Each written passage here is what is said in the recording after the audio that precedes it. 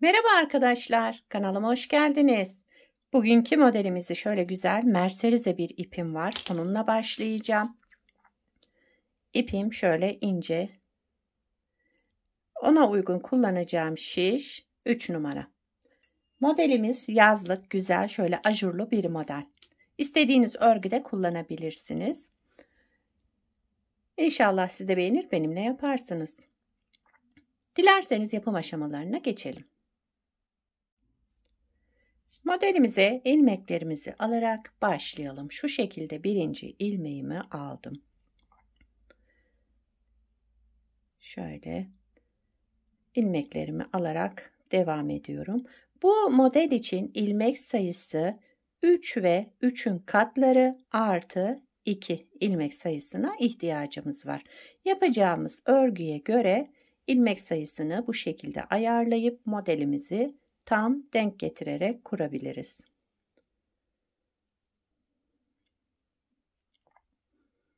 Şöyle hemen sayalım ilmeklerimizi. 1, 2, 3, 4, 5, 6, 7, 8, 9, 10, 11, 12, 13, 14, 15, 16, 17 ilmekle ben modelimi kurmaya başlayacağım. Şöyle 3, 3, 3, 3. Evet. Sonuna da 2 ilmek ekliyoruz. İlmeklerimizi bu şekilde ayarladıktan sonra modelimizi kurmaya başlayalım. Kenar ilmeğimi ilk sıra olduğu için ördüm. Bir sıra zemin hazırlamak için ters örüyorum arkadaşlar. Ben lastiksiz başlayacağım. Onun için örgümün ön yüzüne geçmek için yani bir sıra ters örüyorum. Ön yüzünde modelimizi kurmaya başlayabiliriz.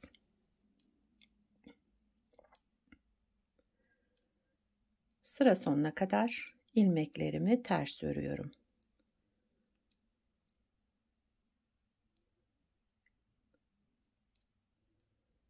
Kenar ilmeğimi de ördüm. Sıramı tamamladım. Birinci sıra ön yüzündeyiz modelimizin. Kenar ilmeğini örmeden aldım. Devamında bir ilmek şöyle artırma yaptım. Sıradaki 2 ilmeğimi düz örerek tek ilmeğe düşürdüm. Bir ilmek düz ördüm. Buraya kadar bir kez kurmuş olduk. Aynısını tekrar ediyorum. Bir kez artırma yaptım. 2 ilmeğimi ikisini bir düz ördüm. Arkasındaki ilmeğimi de tekrar düz ördüm. Bir ilmek doladım. Sıradaki 2 ilmeğimi ikisini bir alarak düz ördüm. Sıradaki ilmeğimi de yine düz ördüm. Bir doladım. 2 ilmeğimin ikisini bir alarak düz ördüm. Bir ilmek daha düz ördüm. Bir ilmek doladım, artırma yaptım. Sıradaki 2 ilmeğimi düz ördüm. İkisini bir alarak yani tek ilmeğe düşürdüm. Son kalan ilmeğimi de düz ördüm. Kenar ilmeğimi de ördüm. Birinci sıra ön yüzünde bu işlemleri yaptım.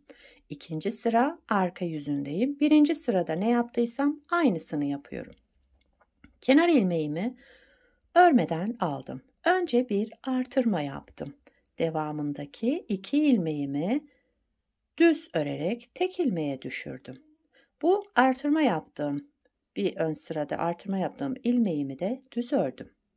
Bir doladım. Sıradaki 2 ilmeğimi ikisini bir alarak düz ördüm. Bu ajurlu ilmeğimi de tekrar düz ördüm. Sıra sonuna kadar aynı şekilde devam ediyorum. Modelin ikinci sıra arka yüzündeyim. Birinci sırada ne yaptıysam aynısını ikinci sıra arka yüzünde de aynı şekilde yaparak devam ediyoruz. Kenar ilmeğimi de ördüm. İkinci sırayı tamamladım. Üçüncü sıra ön yüzüne geçtik. Modelin üçüncü sıra ön yüzünde kenar ilmeğimi örmeden aldım. Bütün ilmeklerimi düz örüyorum. Ön yüzünde düz, dördüncü sıra arka yüzünde de ters örerek modelimizi bir kez kurmuş olacağız. Model hep bu 4 sıranın tekrarından oluşacak harika bir model. Yapımı da gördüğünüz gibi oldukça kolay. Bu ipe de gayet yakıştı. Şöyle bakın. Şimdi 4. sıra arka yüzündeyim. Kenar ilmeğimi örmeden aldım. Bütün ilmeklerimi ters örüyorum. Sıra sonuna kadar ilmeklerimi ters örerek devam ediyorum.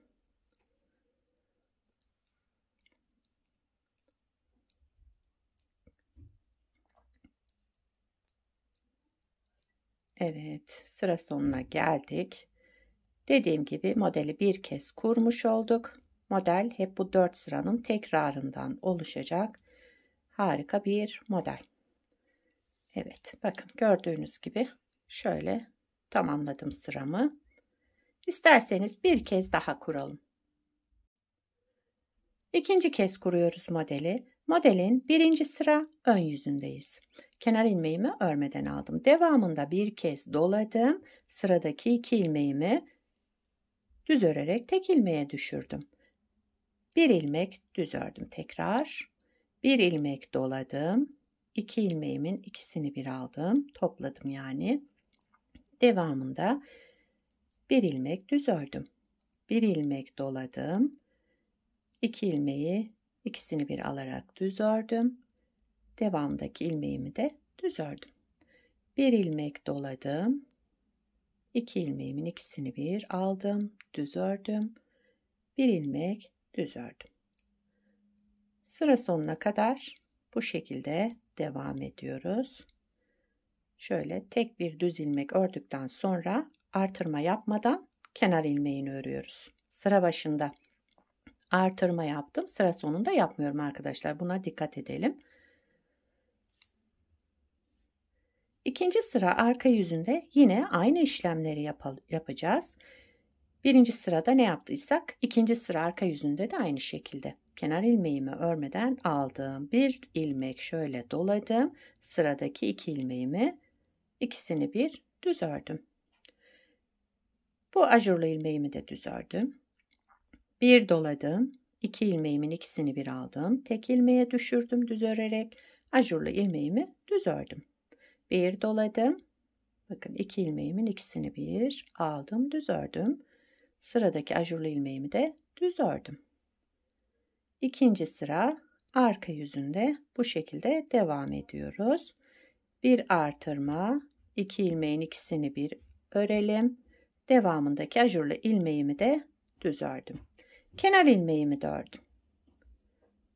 İkinci sıra arka yüzünde bu işlemleri yaptım. Üçüncü sıra ön yüzündeyim. Kenar ilmeğimi örmeden aldım. Bütün ilmeklerimi düz örüyorum. Burada farklı bir işlem yapmıyoruz. İlmeklerimizin hepsini düz örerek devam edelim.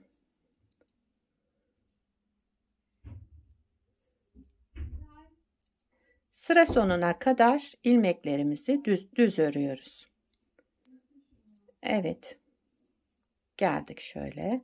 Şimdi 4. sıra arka yüzündeyiz. Modelin kenar ilmeğimi örmeden aldım. Bütün ilmeklerimi ters örüyorum.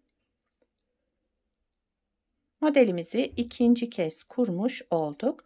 Model böyle devam ediyor arkadaşlar. Gördüğünüz gibi gayet güzel ve kolay bir model. Yazlık örgülerinizde hepsinde kullanabilirsiniz. Koton iple, merserize iple şöyle gösterişli ve ajurlu güzel bir model. Evet, sıra sonuna geldim. Kenar ilmeğimi de ördüm. Sıramı tamamladım. Evet, bakın modelimiz böyle devam ediyor. 2 kez kurduk. Bir de daha önce yapmış olduğum bir parçam var. İlerlemiş halinde şöyle göstereyim size. Bunu lastiksiz yaptık. Beraber yaptığımızı şöyle kenara bırakayım. Bunu da tekstil tipi lastikle başladım. Lastik üzerine uyguladım modeli. Böyle lastikli halini de görmenizi istedim. Modelimizin arka yüzü de bu şekilde. Şöyle güzel ajurlu modellerden. İstediğiniz örgüde kullanabilirsiniz arkadaşlar. Şöyle göstereyim. Evet. Bugünkü modelimiz de buydu. İnşallah siz de beğenir, benimle yaparsınız. Beni buraya kadar izlediyseniz bir beğeni yapmayı, yorum yapmayı, beni desteklemeyi unutmayın arkadaşlar. Yapacak olanlara kolay gelsin. Bir sonraki videoda görüşmek üzere. Hoşça kalın.